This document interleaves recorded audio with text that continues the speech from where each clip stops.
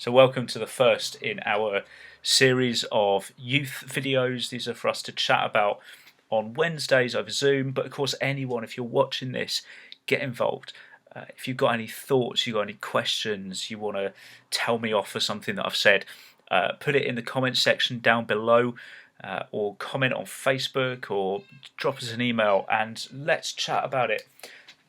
So this week is Holy Week. It's the holiest of all the weeks. During this week, we take a journey. We go from Palm Sunday, when the people of Jerusalem welcomed Jesus into their city as a king riding on a donkey, to Monday, when Jesus kicks the moneylenders out of the temple. Or how about Tuesday, when Jesus had a load of expensive perfume poured on his head in a leper's house while the religious leaders planned to kill him? Or the Passover meal, during which Judas crept out to betray him, and he told his closest friends and followers that the bread he broke for them represented what was going to happen to his body, and the wine they all drank represented his bloodshed. Or the loneliness of the night he was arrested. Everyone fell asleep on him, and he realised he was going to die, and so he begged God to take what was going to happen away from him. Then his interrogation, his torture, and his eventual death on the cross, which was the ultimate humiliation.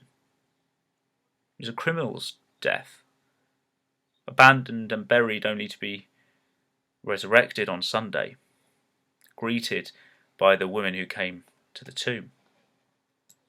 It was an eventful week.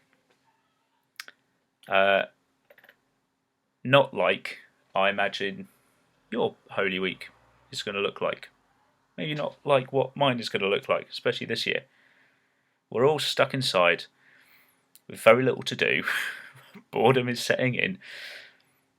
So here's a couple of things for you to think about. By way of introduction, briefly, my name is Ben. I am the Pioneer Minister at St Altman's Church in Derby. So, during that Holy Week, during that week before he died, Jesus did a load of stuff, and it all kicked off with this huge party on Palm Sunday, basically. All the people, or at least a lot of them, welcomed him in. But how did they welcome him in? Well, they were expecting a king. They were expecting this Jesus to enter and somehow destroy the Romans, overthrow them. They were expecting, him to overcome the occupying forces, the oppressors. But what did Jesus ride in on? Well, he rode in on a donkey. Jesus started the week leading up to his death and his resurrection, showing the people that he was not who they assumed he was. That while they greeted him like a king, they still didn't get it. He wasn't about political gain or military might. He was about God's love, he was about God's justice, and he was about God's peace. He was about God's kingdom. And God's kingdom, you see, has no place for exploiting the poor. You see, on the Monday, which is when this video is going live, those money changers and dove sellers that he drove out of the temple weren't just trying to make an honest living. See, here's the deal with that. The Jews who would go to the temple to worship needed to pay their temple tax, but they needed to pay it in a particular Jewish currency. Right? But the legal money in Jerusalem was Greek and Roman, and people who came from around would bring their own currencies with them. So in order for people to pay their temple tax, they didn't have a choice, most of them, but to change their money.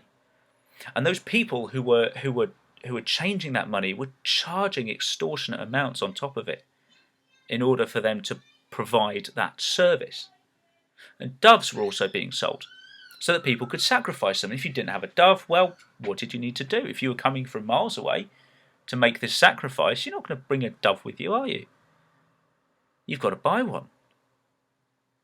So according to the culture at the time, there was nothing really wrong with what they were doing.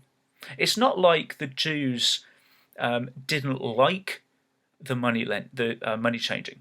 It's not like the Jews didn't like people selling doves. It's just what happened. But what's interesting about this is that when Jesus goes and turns those tables over, and in John, according to John, he drives them out with a whip. He wasn't immediately arrested. Now you'd have thought for something as disruptive as that he would have been arrested, right? The temple guards didn't do anything. The temple guards go to arrest Jesus on the night he's arrested, but they don't do anything now about this. The Roman soldiers don't get involved. Instead, the religious leaders just start plotting to kill him. You see, what Jesus did wasn't necessarily a violent act, although that's certainly how it appears. It wasn't just anger at injustice, which of course it certainly was.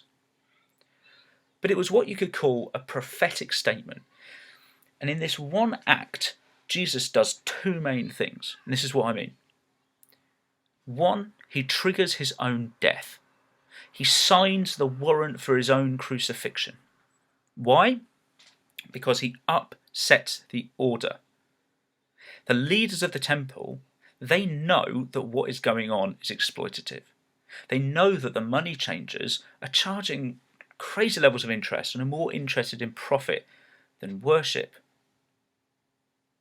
And second, Jesus shows us that he is bringing in a kingdom which is not overseen or managed by a select group. He is teaching and bringing about a kingdom, a way of being which is ruled by him, which gives for free the Comforter, the Holy Spirit, to all who truly seek him. And there is a time that is coming, Jesus says with his actions here, when you will not be required to pay to worship God, when you will not need to buy doves. Because this, Jesus says, was never the point. The point was that I, Jesus, wanted you to love others.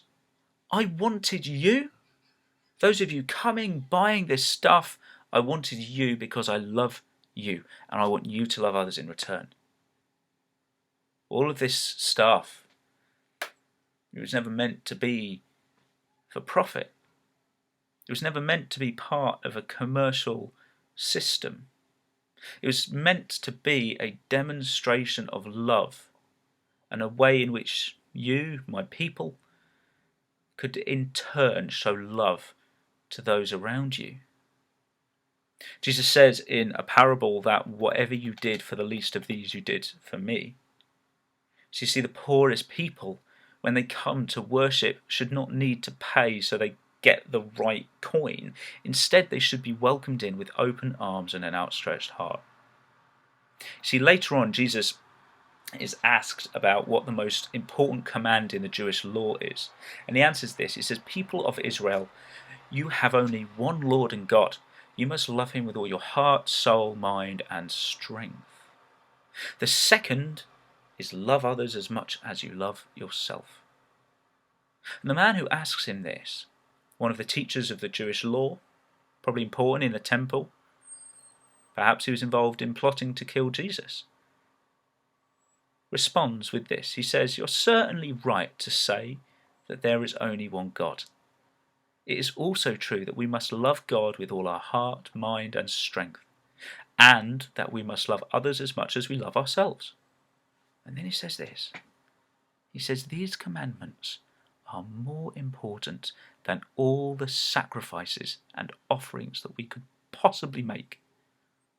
And at this, Jesus knows he gets it. He tells the man, "You are not far from God's kingdom." So here's some questions to think about from this. What do you think the church, and I don't mean our church or your church, but the church in general, what do you think the church does that feels a bit like what the money changers and the dove sellers were doing? Second, how does it make you feel, honestly, that there is nothing you can do for God or give to God that is more important than just loving Him and loving others? Is that an encouragement? Is that scary? Does that make you afraid? Does that make you feel loved? That sort of thing can bring about a whole load of different emotions for many of us. And here's one, talking about things that bring up different emotions that I find hard to get my head around. What difference does loving yourself make to those around you? What difference does loving yourself make to those around you? And finally, something to maybe do. How are you this week going to love God, love your neighbour, and love yourself? I hope this has been interesting, maybe challenging, maybe encouraging. Don't forget, leave your comments in the comment section down below. Don't forget to like, to share, subscribe to the church YouTube page. We're going to be going back again live on Sunday. There's going to be stuff coming up this week, some reflections on Monday night, Tuesday night, Wednesday night. We're going to be having a Maundy Thursday service. Please do tune in for all of those. We're having a Good Friday service. So there's loads of stuff going on the channel this week. So do sign up, subscribe, and see you on Zoom on Wednesday evening. Cool. God bless, guys. Bye.